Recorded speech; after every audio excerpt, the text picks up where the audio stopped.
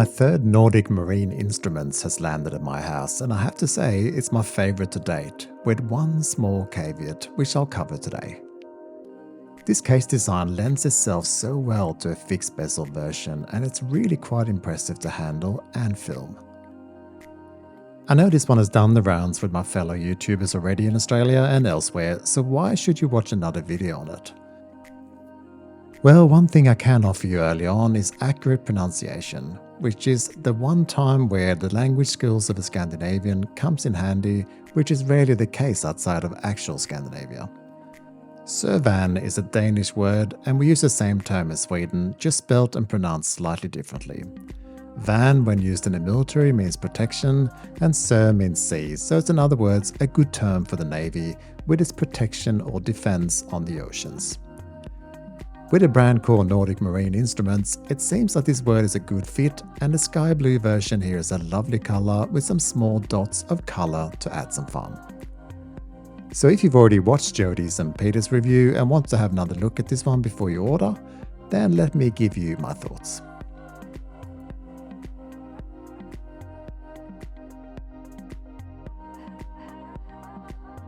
Once again, we get sustainable packaging with a box made of cork and both a classy and minimalist approach overall.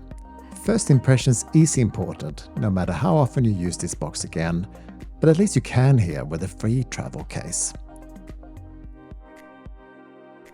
In my opinion, this is the perfect sized watch. It's sold as a 39mm, but that's really just the diameter of the bezel, and the case is more like 40.5. Lug to lug is 48mm, and lug width is 20mm, and is 10.8mm thick. It weighs in at 147 grams, sized up for me, and is water resistant to 100 meters. Getting up close to this dial reveals both some extremely attractive touches and its Achilles heel, which I touched on at the start. I love a good sandwich dial. Give me markers over numbers anytime, and the more streamlined and minimal they are, the better. The textured dial is attractive and combats reflections. The applied logo at 12 and the print is very good at just under that logo. As you can see, Nordic Marine is slightly more eye-catching and bold than Instruments, and it all looks pretty good. The model name at just above the 6 is not so big to be annoying, but also visible enough.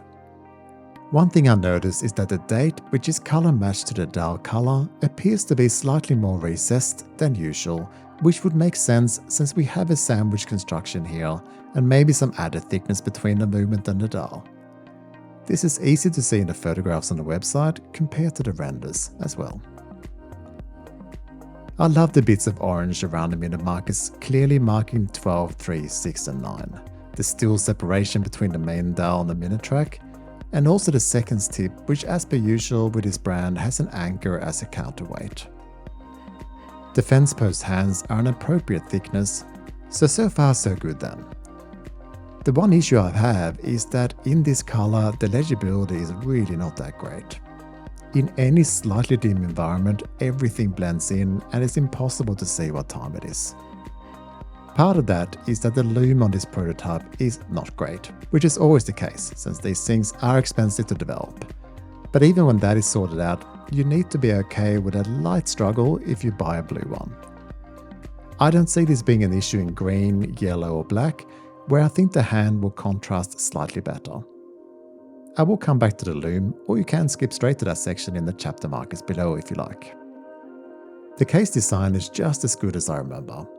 This model with its fixed bezel with a rather radical polished edge around the outer rim is brilliant, and the flat sapphire crystal with layers of AR coating does well for itself. It is a very attractive design that continues to the long polished chamfers on the lugs, the long lugs in general, and the lovely crown guards. These are all adding up to an extremely cohesive case design. It lends itself to all sorts of strap options, which I'll demonstrate shortly. We also have a comfortable to adjust and sign crown that is easy to grip and well protected. Flipping the watch over reveals a flat back with some specs, and within beats the Miyota 9015, a solid and thin choice, which goes some way to explain why the watch can be so slim on your wrist. You can expect 42 hours of power reserve from this movement, and it's consistently a favorite in the microbrand world for its reliability. It's also well known for its slightly noisy rotor, but that has never bothered me personally. This bracelet is once again excellent. On this prototype, it's push pins, but it will be screw pins on the final model as per the website, and the quick release spring bars with solid end links is always welcome. And since you have no drilled lugs here, getting other options with quick release would be a good idea. What we also get in the push button clasp is an on-the-fly adjustment button that I find slightly more responsive and solid than other options I've experienced recently. It's a step above, to be honest. To have it also say push in Danish or trick is an extra bonus. I like when the country of design origin means we get more of the language sprinkled through where it makes sense. As you can see, there are a lot of straps that fit this lovely design really well. Here are just some.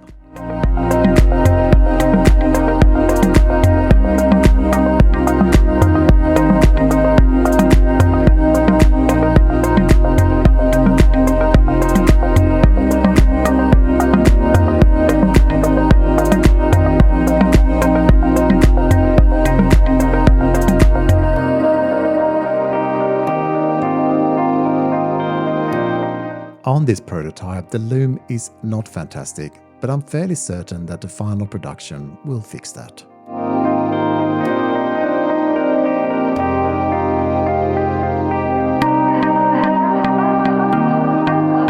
The first model from Nordic Marine Instruments I really didn't rate very much. Then the second one absolutely nailed it. And now this, which is an improvement again. I'm so happy for Mick to have found his way, and this design language is excellent. It will be interesting to see if the next step is another iteration of this case design, or whether they go with something completely different. On the website, there's a completely blacked out version, which looks really interesting, and perhaps more limited edition color design is what we can expect for a while, before something new is launched. Either way, I like this very much, and I hope you do too. I would, however, likely order mine in another color to help with the legibility issue. The yellow one with black markers, for instance, is really very cool, and the black dial is well classy. At the moment, they are priced at $449, and I would hurry if you want one at that price. So what do you think? Will you order yours, or have you already? Let me know in the comments, and I'll catch you next time.